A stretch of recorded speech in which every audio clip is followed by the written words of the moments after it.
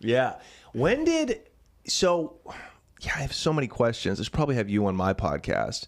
But so I'm going to go to a sex addict meeting later. Mm-hmm. Saw a clip, heard you talking about sex addiction. You were saying that they haven't found any evidence that watching porn causes sex addiction. So Am I misquoting? It's not an exact quote, but you're very close. So okay. sex addiction and porn addiction is not a thing. So that phrase is coined by religious groups. It's not recognized by neuroscientists, psychologists, the DSM-5, or the WHO. And I know there's issues with all of those things. Nothing is perfect, right? Like the DSM took, or the DSM-5 took gender dysphoria out, for example, as a mental disorder. So it's not a perfect model. Right. And I'm not saying that these aren't issues for people, because they absolutely are. It would be me being like just a moron or lying through my teeth if I said that people don't struggle with use. But what it's called, it's sexual compulsion disorder. Yeah. Right. And it's different. And I think the distinction is important, because if you use the term addiction, you're implying like a change in neurochemistry that is unique and also is going to increase over time. Like your usage is going to increase, what you're going to need, your tolerance is going to go up, and the chemistry that happens when you're watching porn or having sex, well, sex is much more than porn, but the dopamine is very similar to like eating or gambling, for example. Okay, so it's not like drinking or doing coke or something. No, not even close. Okay. And both of those things, gambling and eating, even though people have an addictive quality to them, they're not considered addictions either. Fascinating. So it's a compulsion issue. It's a delayed gratification issue. Very similar to kind of like OCD tendency. So it's not saying it's not a problem, because it is. Yeah. But I think it's important to understand the root cause of the issue so that you can actually fix it, right? So if you have someone that has a religious end point that they're trying to get to, right? Like whether it's like shame, they very much want to make porn illegal.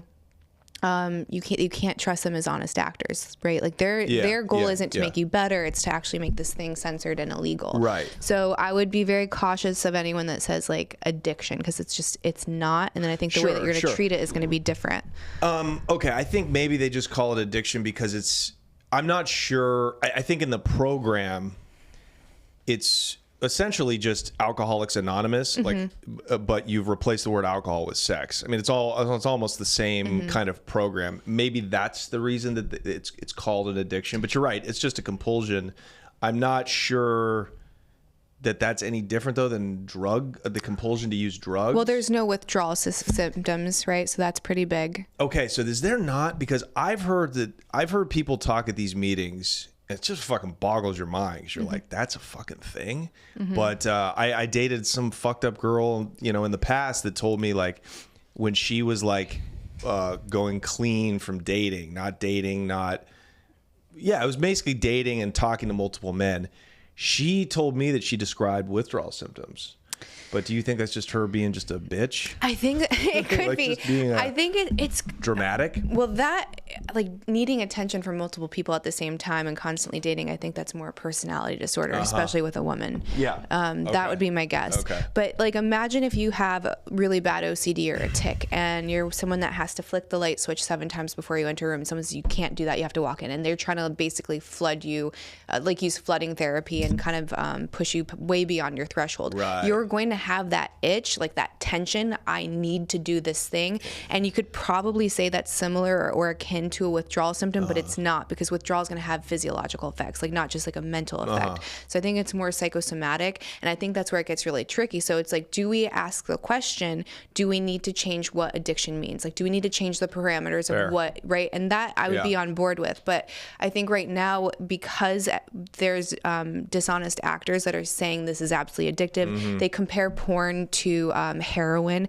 That's not true at all. There is no evidence whatsoever. Is it altering your brain chemistry? Absolutely. But so is scrolling on TikTok. Right. So if you're going to compare the behavior of a man that's over consuming porn to someone that's over consuming any kind of social tech, it's gonna be very similar. So if you have different answers, or if you have different critiques of the same behavior and one only applies because it's sexually based, well, then that's actually like a morally charged argument. If I sit there and I watch 8 hours worth of The Desperate Housewives, right? And I don't move off my sofa, it's affecting my relationships, it's affecting my work, I become depressed, it is having the same neurological effects. Are you going to say I need to go to a meeting and that I'm negatively affecting society, or only if it's porn? So then you have to ask yourself why?